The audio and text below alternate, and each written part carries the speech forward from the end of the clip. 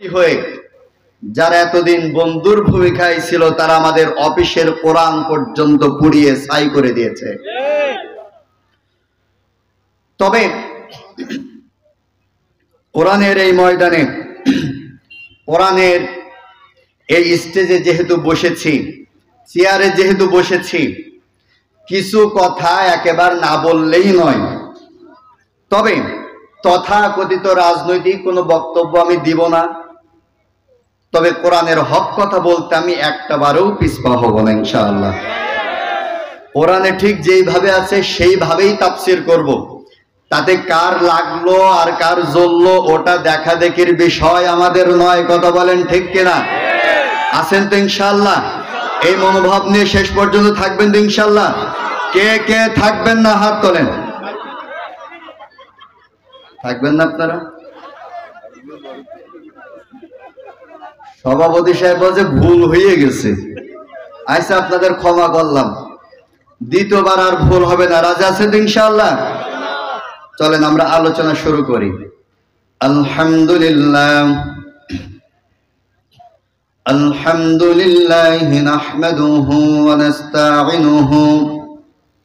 প্রথমে শুকরিয়া আদায় করছি সেই মহান মুনি, মহান স্রষ্টা আল্লাহ পাক রব্বুল আলামিনের ইজ্জতের দরবারে যে আল্লাহ রব্বুল আলামিন বর্তমান বাংলাদেশের এই দুর্যোগময় প্রতিকূল অবস্থার মধ্য দিয়ে আজকের এই সুন্দর সুশৃঙ্খলা উন্মুক্ত তাফসীরুল কোরআন মাহফিলে আমাদেরকে আসার, বসার, কোরআন এবং হাদিস থেকে কথাবার্তা শুনবার তৌফিক যে আল্লাহ তাআলা দান করলেন, সে মহান রবের দরবারে জবান ছেড়ে পুরুষসজ্জিত কণ্ঠে কালিমাতুশ শুকর আদায় করছি।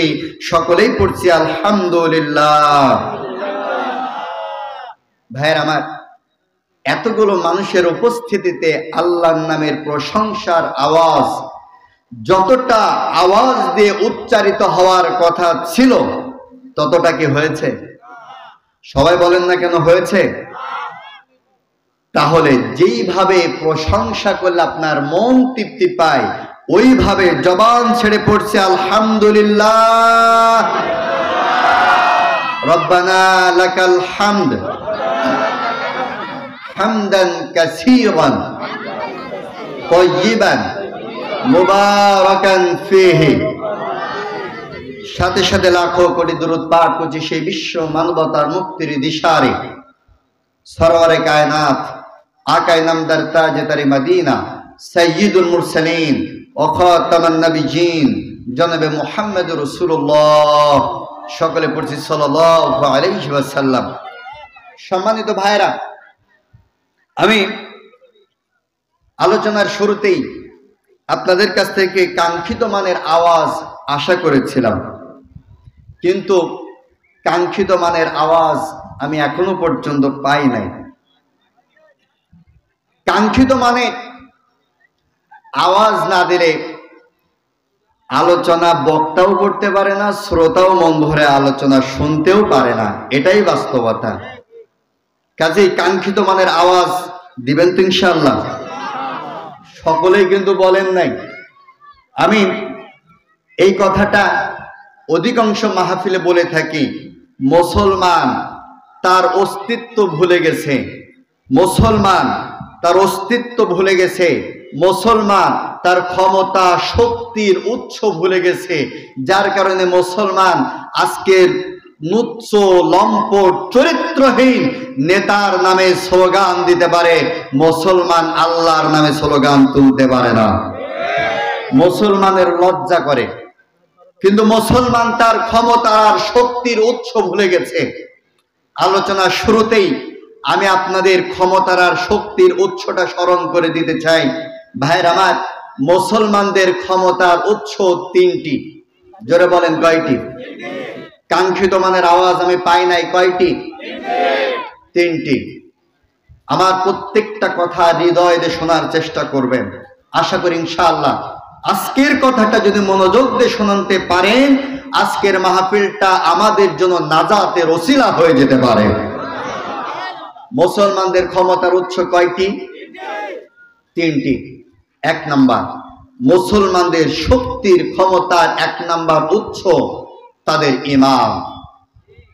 মুসলমান ইমানি শক্তি নিয়ে যখন ময়দানে ঝাঁপিয়ে পড়েছে, রাজপথে যখন মুসলমান ইমানি শক্তি নিয়ে ঝাঁপিয়ে পড়েছে, গোটা পৃথিবীর সকল পরাশক্তি মুসলমানের সামনে মাথা নত করতে বাধ্য হয়েছে। কিন্তু মুসলমান তার ইমানি শক্তি হারিয়ে ফেলেছে। নাম্বার 2, মুসলমান তার ক্ষমতার শক্তির 2 নাম্বার উৎস তার কণ্ঠ। যেই কণ্ঠ আমরা চেপে তালা মেরে এই ময়দানে বসে আছি, ওই কণ্ঠটাই হচ্ছে মুসলমানদের ক্ষমতার উৎস। আল্লাহ পাক রব্বুল আলামিন কোরআনুল কারীমের মধ্যে বলেছেন, অরব্বাকা ফাকাব্বির, তোমার এই কণ্ঠ ছেড়ে আল্লাহর নামের তাকবীরের আওয়াজ তোলো। যুদ্ধের ময়দানে, জিহাদের ময়দানে আল্লাহ রাসূল তার সাহাবাদেরকে নিয়ে আল্লাহর নামের তাকবীরের আওয়াজ যখন তুলেছে, বাতিল শক্তিরা ময়দান ছেড়ে পালাতে বাধ্য হয়েছে। কিন্তু সেই কণ্ঠে আমরা তালা মেরে বসে আছি। নাম্বার 3, মুসলমানদের ক্ষমতার 3 নাম্বার উৎস তাদের শারীরিক শক্তি। মুসলমান এই শারীরিক শক্তির সকল শক্তি সঞ্চয় করে জিহাদের ময়দানে যখন ঝাঁপিয়ে পড়েছে, ইতিহাস সাক্ষ্য দেয় আল্লাহ রাসূলের সাহাবারা অস্ত্র ছিল না, খেজুর গাছের বেগল নিয়ে কাফেরদের পরে যখন ঝাঁপিয়ে পড়েছে, কাফেরদের শরীরে খেজুরের বেগলনে আঘাত করতে দেরি হয়েছে, কাফের শক্তিরা দ্বিখণ্ডিত হয়ে ময়দানে লুটিয়ে পড়তে দেরি হয় না। কিন্তু দুর্ভাগ্যজনক একথা অকট্ট সত্য এবং প্রমাণিত যে মুসলমান তার ইমানি শক্তি, শারীরিক শক্তি, কণ্ঠের শক্তি আজকে হারিয়ে ফেলেছে বলেই, বিলীন হয়েছে বলেই ভারতের মতন উগ্র হিন্দুত্ববাদী রাষ্ট্র আমার বাংলাদেশের মানচিত্রের উপরে ওরা তার কাটা বেড়া দেওয়ার মতন দুঃসাহস করেছে। ভারত আমার দেশের জাতীয় পতাকাটাকে অবমাননা করেছে।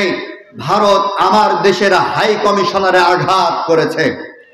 ভাইয়ের আমার, আল্লাহে ওই আল্লাহর জাতে পাকের কসম করে বলছি, আল্লাহর কসম করে বলছি, ভারতের দিল্লির রাজপথে যখন আমার দেশের লাল সবুজের মানচিত্র পতাকাটাকে যখন ফেলে ভারতের উগ্র হিন্দুত্বরা আমার দেশের জাতীয় পতাকার উপরে যখন পদদলিত করেছে, আমার মনে হয়েছে ওরা বাংলাদেশের জাতীয় পতাকার উপরে পা দেয় নাই, বরং বাংলাদেশের 18 কোটি তৌহিদি মুসলমান কলিজার উপরে ভারত লাঠি দিয়ে আঘাত করেছে। কিন্তু কিন্তু কিন্তু আমার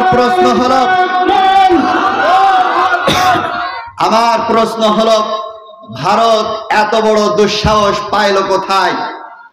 ভারত এত বড় সাহস পাইল কোথায়? আমার মনে হয়েছে ভারত তাদের শক্তি হিসাবে বিবেচনা করেছে তাদের দেশের জনগণকে। কারণ তাদের দেশের জনসংখ্যা হচ্ছে 122 কোটি, অন্যদিকে আমার দেশের জনসংখ্যা মাত্র 18 কোটি। ভারত তাদের দেশের জনসংখ্যাকে বিরাট শক্তি মনে করেছে, আর আমার দেশের 18 কোটি জনসংখ্যাকে তারা দুর্বল মনে করেছে।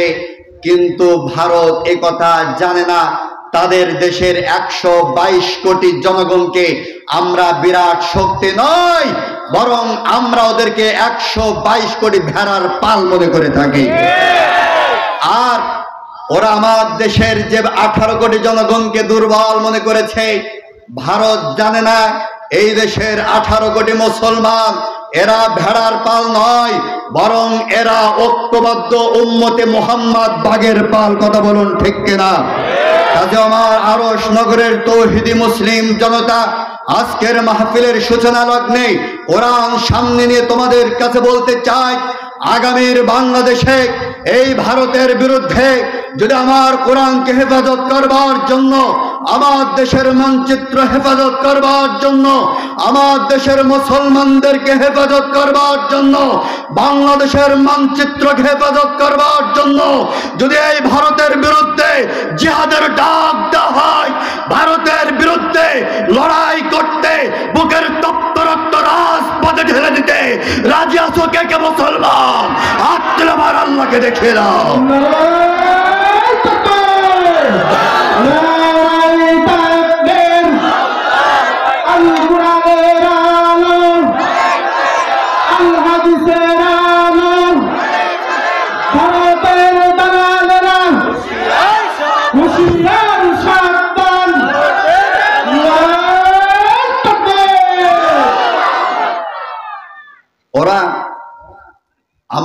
থেকে ইসলামকে মিটিয়ে দিতে চায়।